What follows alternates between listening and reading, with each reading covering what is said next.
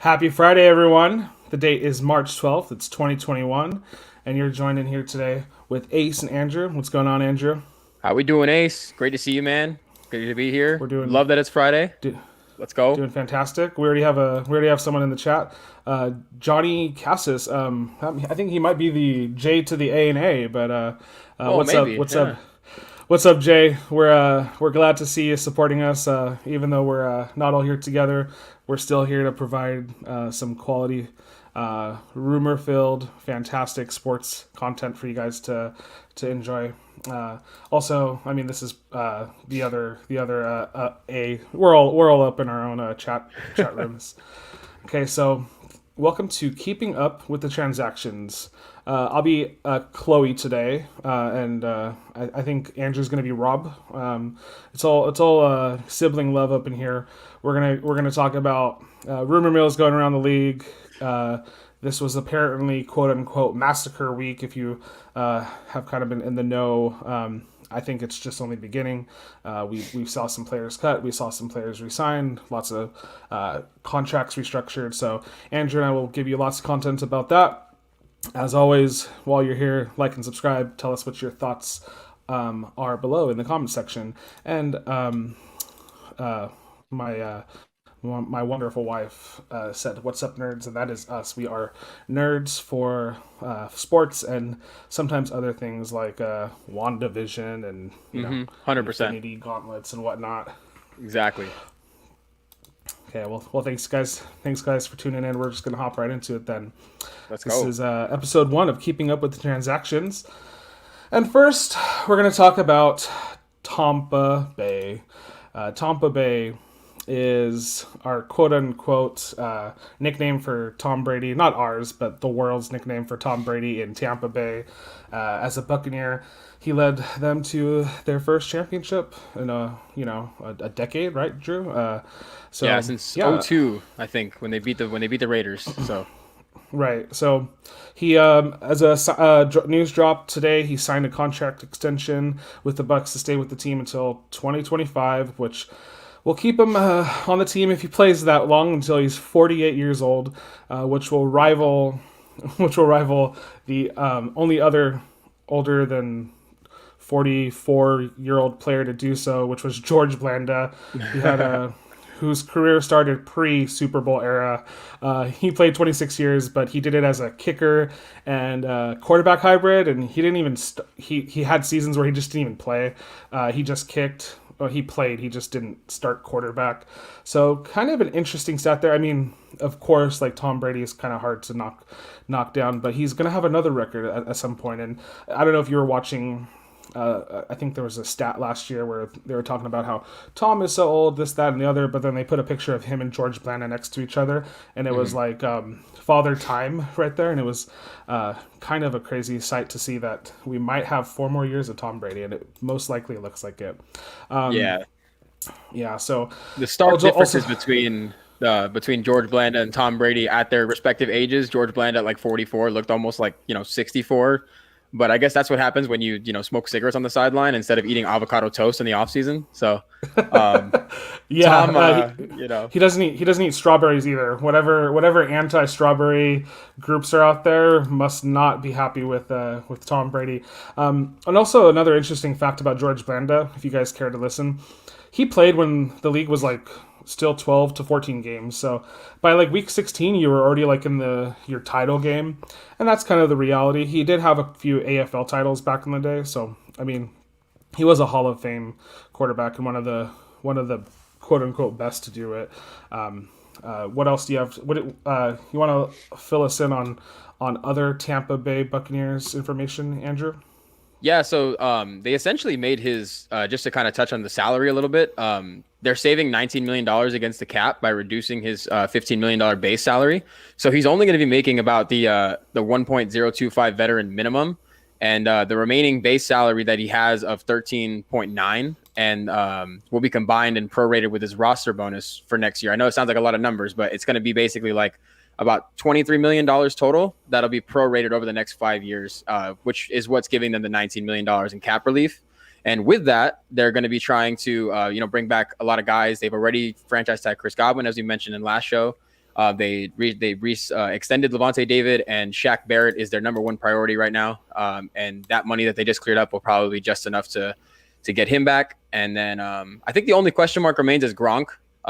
They picked up OJ Howard's 5th-year option, and they owe Cameron Brate somewhere north of $6 million. He's taken a pay cut before, but maybe he doesn't want to do it again after he won a Super Bowl title. So we'll see. They're going to have to make a little bit more and a couple more moves happen before they can assure us assure Bucs Nation that Gronk will be back with them.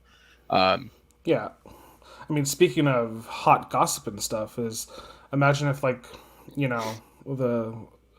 word that would get out there if Gronk went somewhere else that it didn't want with Tom Brady.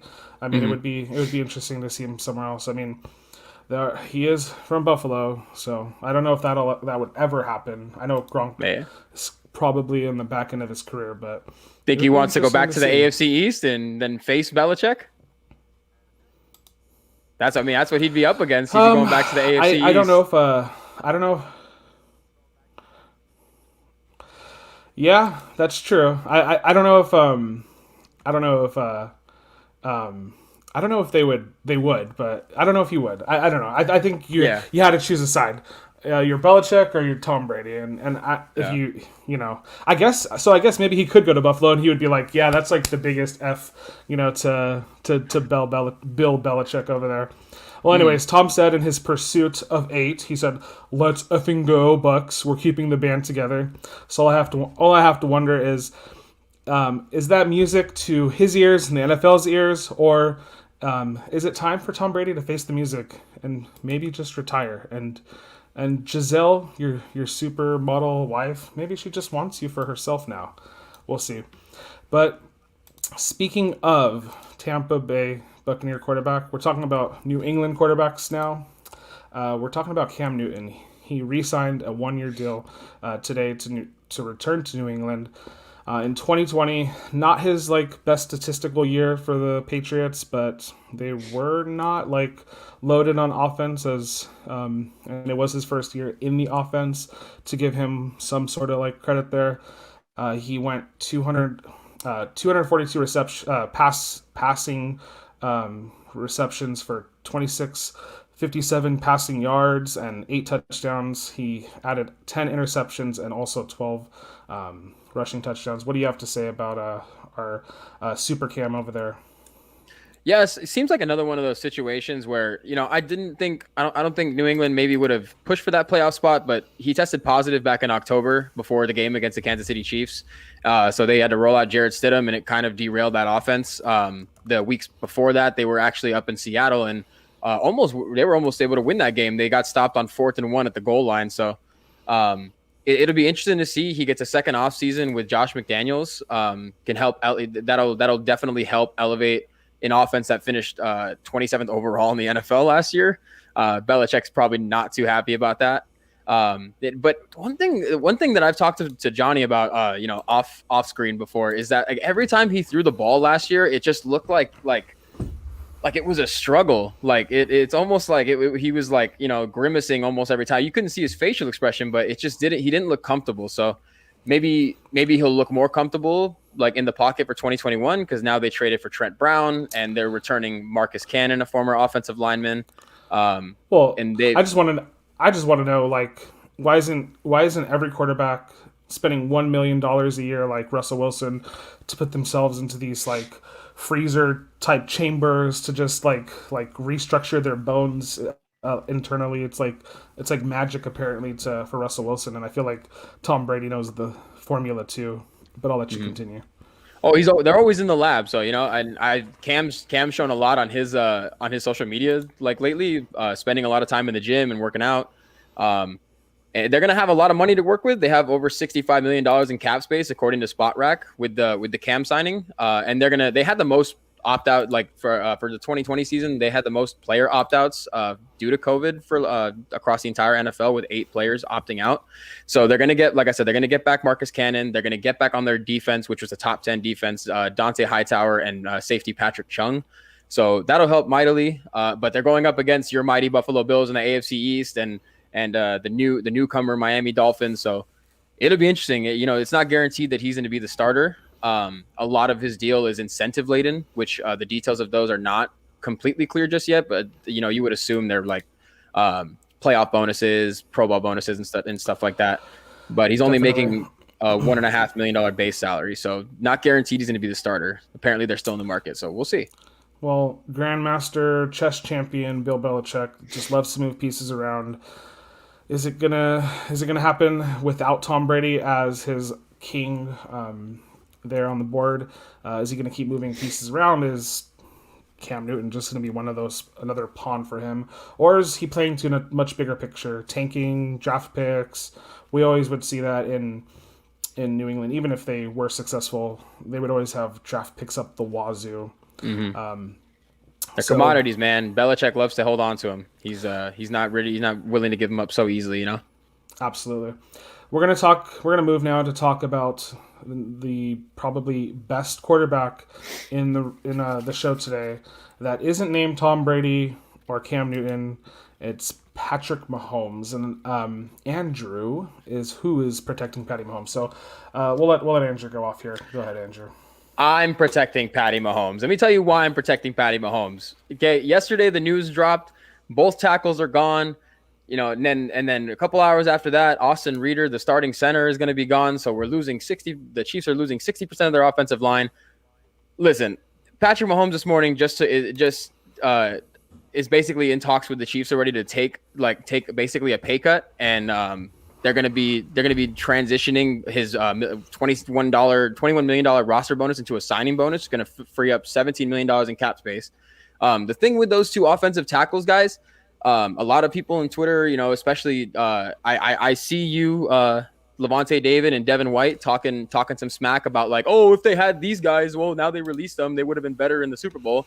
I see you talking smack. I guess Achilles injuries and back injuries don't make any sense, or just don't exist in their book because, Eric Fisher tore his Achilles in the AFC title game against the Bills. So he's not back, best case scenario, until maybe November, probably December.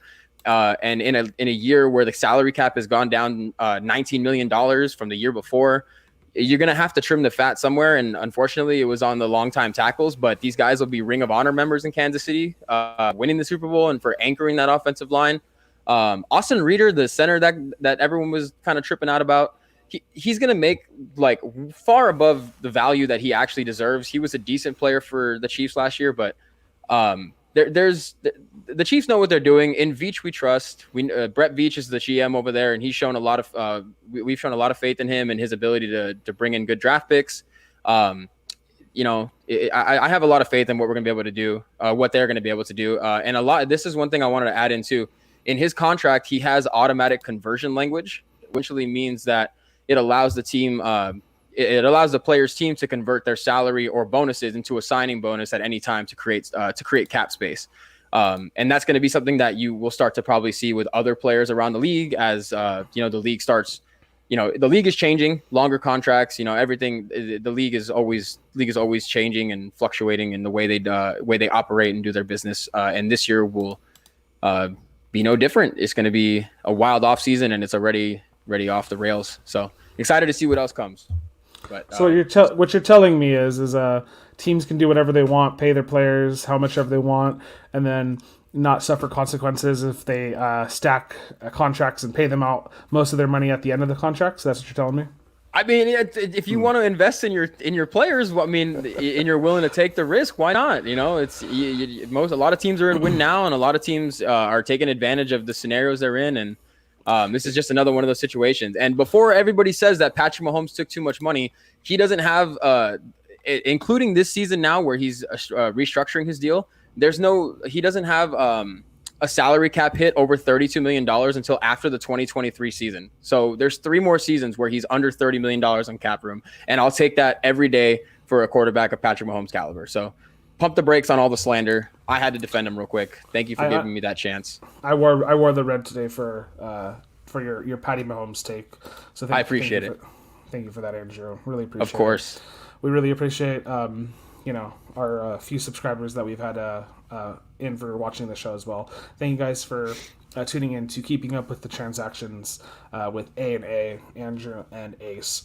Okay, so Andrew is pretty sure. He's pretty sure that Patty Mahomes and his organization that he has self-promoted will get it together. He thinks so, and I'm with him on that. You know who doesn't think so? Juju doesn't think so. Juju Schmith. Oh man, Juju Smith-Schuster. There it is.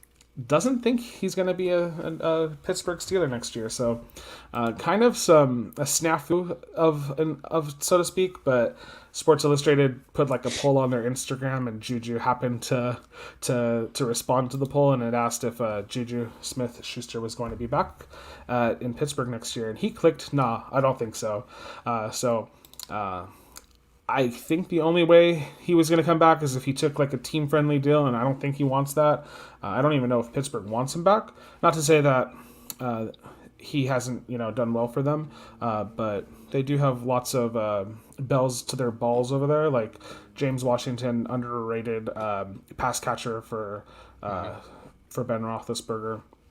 So yeah, Juju. You don't think so? Well, I don't know if I necessarily think you're going to go back. You have any thoughts about Juju? Drew? It's kind of on brand that he goes out in social media and that's where he's gonna, let everybody know that he's not going to be back, especially because of all the.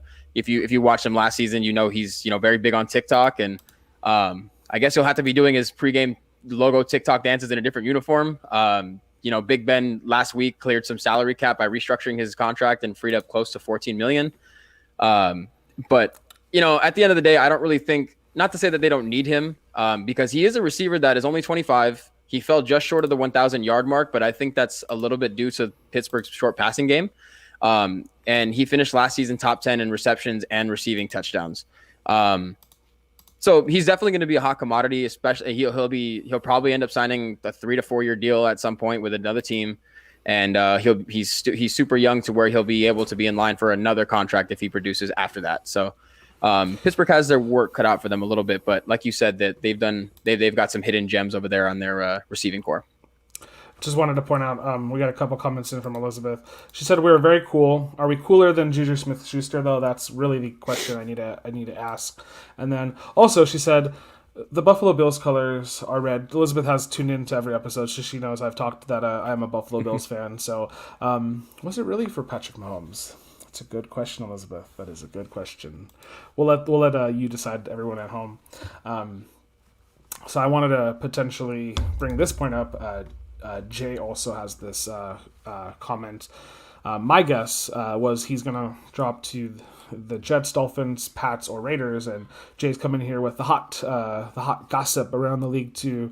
I could see him doing well over there. I mean, the Raiders were linked to potentially having the most wide receiver value on that team last year. They had a lot of young players that kind of were in and out with injuries. So I could see Juju playing there and doing well. You think you have him landing somewhere specific, Andrew? I mean, like you mentioned, the teams with a lot of salary cap space are going to be after him. The Dolphins are one of those teams that's probably going to be after him as well. I could see him go. The Raiders would probably be a solid fit. I would vote against it. I just don't want to see good players come to the Kansas City Chiefs division, but that's just the way of the NFL. So the Raiders have cap space, and they could use somebody who will allow Derek Carr to work the middle of the field, and that's kind of where Juju makes his money. He was good over the top in his first couple seasons, so it'll be interesting to see how they use him wherever he ends up going. But the Raiders are a really good fit, I think. The Jets are also a really good fit. Again, a ton of cap room in New York, and Sam Darnold definitely needs somebody to throw to other than Brashad Perryman next year, unfortunately. So Jamison Crowder, fantasy darling, Jamison Crowder. Yeah, yeah, undervalued right there. Hot take, not really. Huge PPR guy. So far we've kept it pretty mild as far as rumors go. I really do think that if a little bit more gets out on this next one, it's just gonna be wild, like hog wild. Deshaun Watson, where is he gonna go? I know there's been lots of Houston's organization speaking. Deshaun Watson is our quarterback. We want him. Deshaun Watson speaking. Yeah, I'm never gonna play another snap for these guys. So it's kind of one extreme to the other, and we all know that only the Siths deal with extremes. Mm-hmm. We all do know that. So here's what I have to say. He will shake up the league wherever he goes. But new coach David Coley just said in an interview yesterday that he pretty much ended his sentence as saying Deshaun is our quarterback right now. So it's just, we're over analyzing everything because that's how you do it in the off season. You're trying to figure out like where these top guys are going to go, and I feel like the writing is on the wall. He's eventually going to leave town. But Andrew, you give me your take of where you think he's going to go, and I'll give you mine after. Yeah, just to follow up too, like you said, David Culley mentioned that Deshaun Watson's the quarterback going forward. Nick Caserio was also interviewed this morning. He's the general manager for the Houston Texans. Said the same thing, just kind of keeping it. It's called, keeping it called coach speak.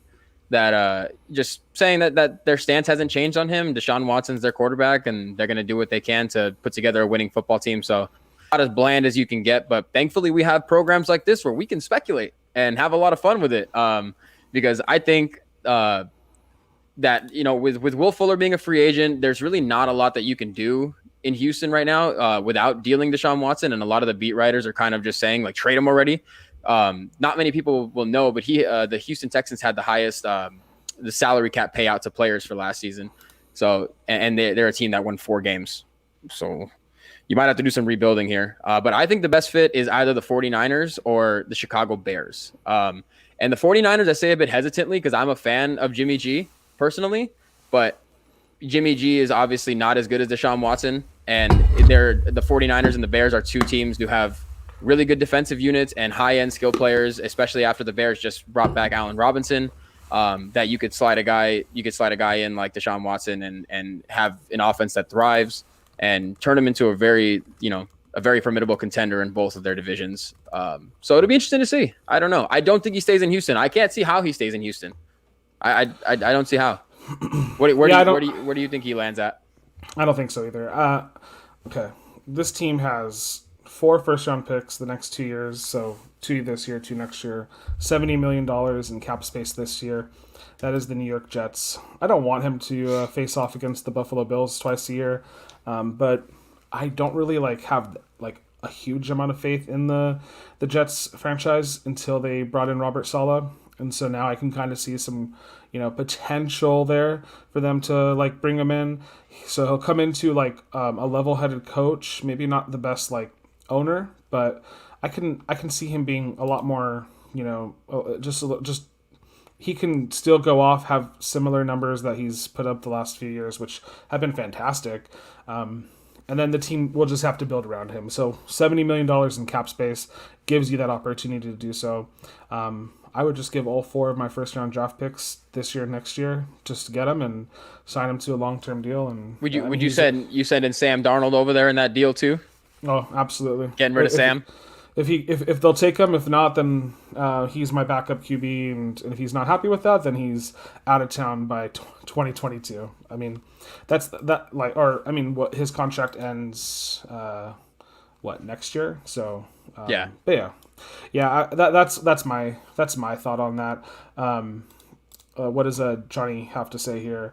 Got rid of Khalil Mack to save salary cap. Signed Trent Brown, LaMarcus Joyner, Vontez Burfict, and Tyrell Williams. All of them are gone. Talk about John Gruden and his mastery of free agency is what we're talking about. Yeah, if we're gonna call it mastery, I guess. Oh yeah, he prefaced it with another comment to say just a fun little nugget about Gruden and the Raiders. So I mean, quarterback coach John Gruden. But yeah, I mean, you can. I think this league is obviously built on the players, so you can either be the unknown first round picks or as maybe the talent of already established players. I think it's a little bit harder with trading a bunch of players for one player. I think it's maybe a little easier to do a set of draft picks, but we'll see. I think even if the Jets got rid of their 2 first-round picks this year, they'll still have 7 picks to round out their draft. A couple in the 2 in the second, I believe, and maybe 2 in the 4th or 5th. Yeah. So I mean, they and still have the bit. Oh, sorry. No, Last you're thing, good. real fast on Gruden, real fast. And Juju, just because we just finished talking about Juju. Last time the Raiders actually went after a big time free agent, in the like, who was about Juju's level, was his former running mate Antonio Brown, and that obviously didn't work out really well. So I think maybe the Raiders will be a little bit uneasy, feeling like they can go after another receiver, like, right away, especially after drafting Henry Ruggs last year. So we'll see. But I love the Well, carousel of Gruden and Mayock making poor decisions. Keep it up, fellas. I mean, now they're in Las Vegas. Has Las Vegas ever Mm-hmm. made that move? Not yet, right? So, No. so we could see them Vegas Raiders gambling a little bit on their future, so to speak. But if you're going to invest in anybody, Deshaun Watson is the quarterback to invest in. He's the you know Agreed. he is the top breed in the NFL right now. Not just not getting maybe as much recognition because he's not in the best of circumstances. Mm-hmm. Okay, we trust that in the last 26 minutes you've smiled or you just enjoyed yourselves. We also trust, well, some people trust in Bean, Brandon Bean out of Buffalo. So the Buffalo Bills have made two moves yesterday and today. They re-signed Matt Milano. He's one of their linebackers who can play on every level of the defense to a 4-year deal, 44 million with 24 of that guaranteed. So he was looking at probably 12 to 13 million dollars if he had hit the market. So he took a little bit of a hometown discount so he could stay in Buffalo, the team that drafted him. He is. He did meet a little bit of trouble last year in terms of like injuries, but yeah, we like went 14-1 I think last year when he played, or 13-1 last year when he played. So pretty much undefeated when he was in the lineup.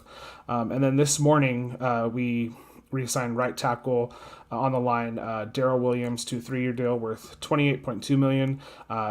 He played a prove it type deal last season and played pretty solid. And one of his memorable games was when the Steelers and Bills met week 13 after the Steelers had just lost to the Washington football team. And he was like a half second ahead of TJ Watt all night. So that was kind of like my like, oh yeah, we need to resign him type game.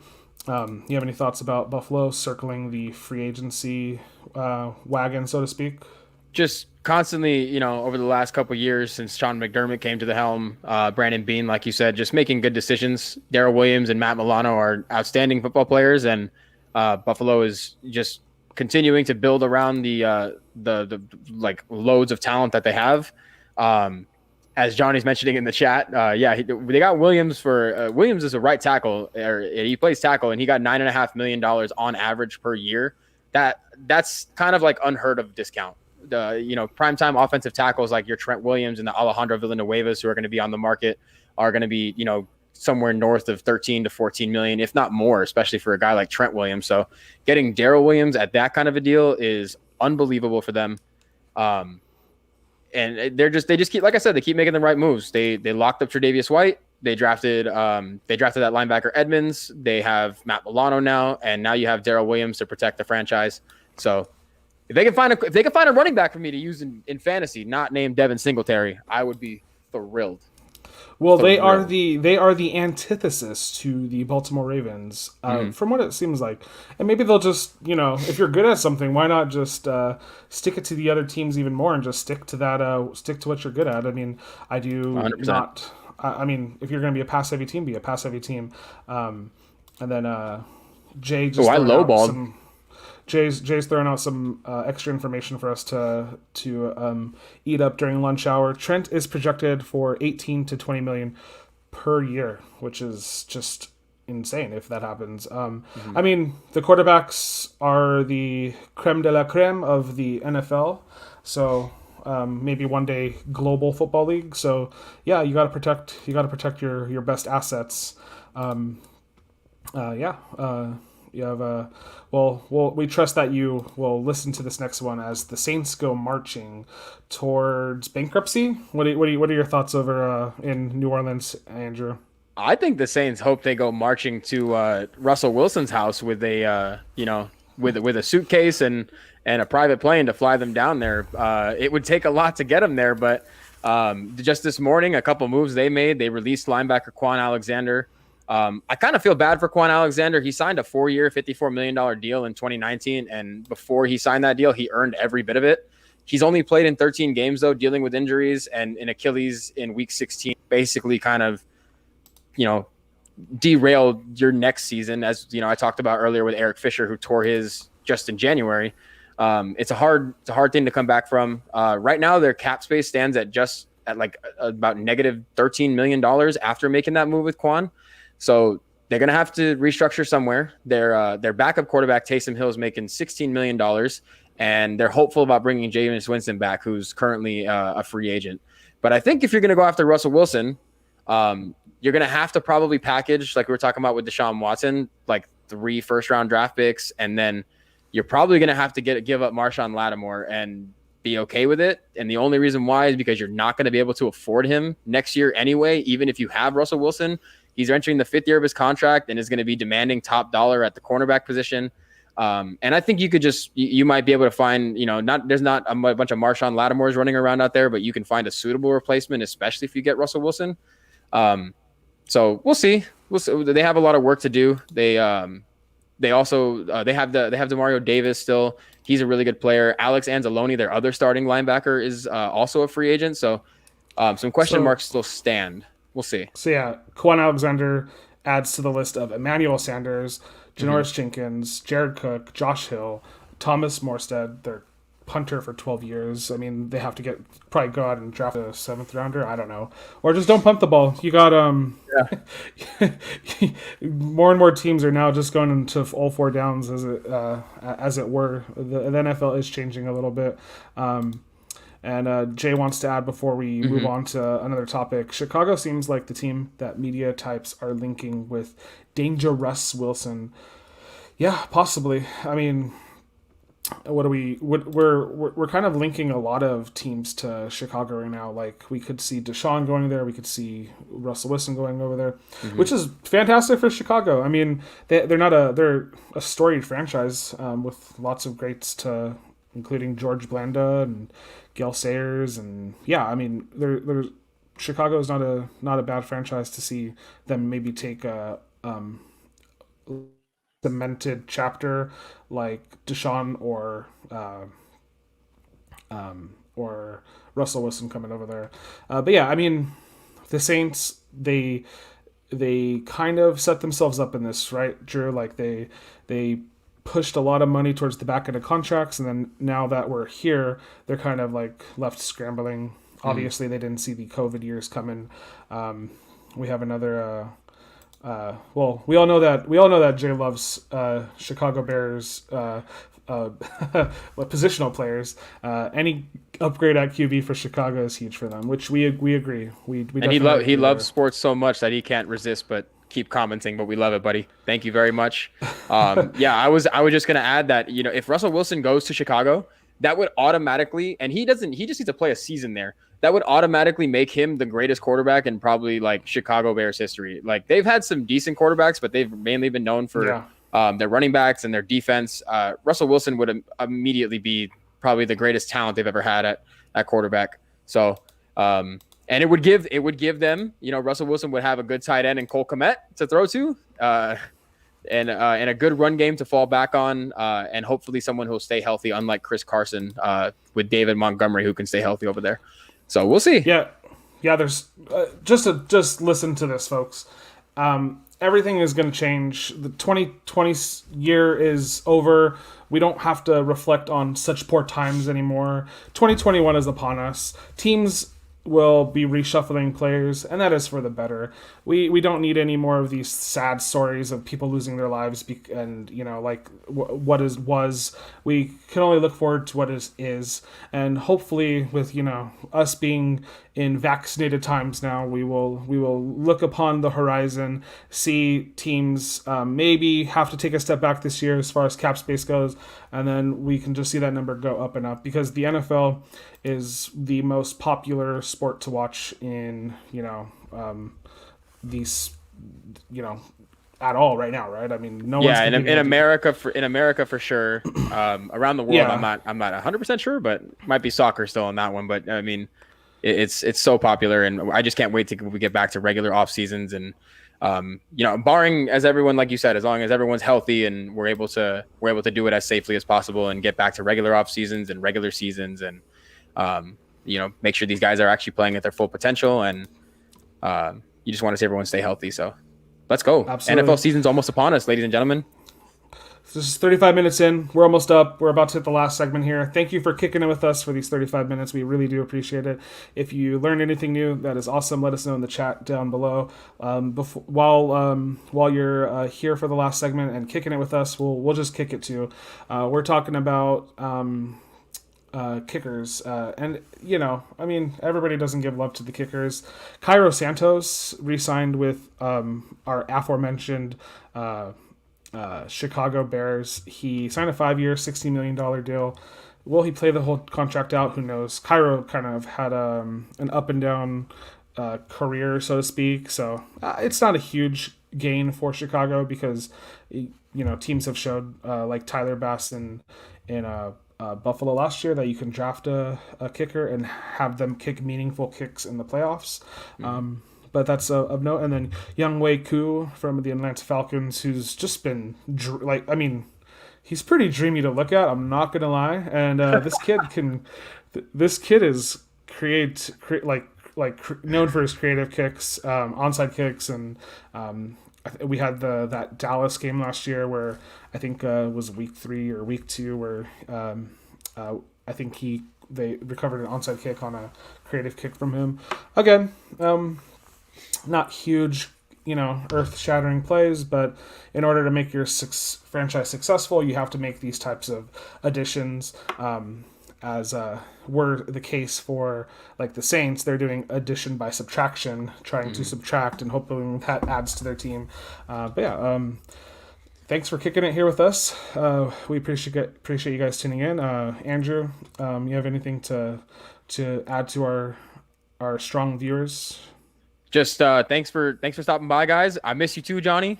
We see that comment in the chat. The only thing I'll say about Cairo Santos is that I love seeing former Chiefs get their payday. 5 years is a long deal for kickers, so good to see that. He had some big kicks for us back in KC in the early days of the Andy Reid era. So thanks for stopping by, guys. Hope to see you on the next one, and I'll let you sign us off, baby. All right. Well, that's been the first live show of AJA Sports Show history. Yes, history. So enjoy the preemptive episode. This will go down in history when we are largely famous. JK, not JK. You'll everybody will go back to this one and be like, oh, I was on their 1000th live show and I got to watch their first live show. And then we'll add in commercials too, so you guys have to keep doing it for the brand. As always, thanks for tuning in, guys. We'll catch you guys next time. Bye. Peace out.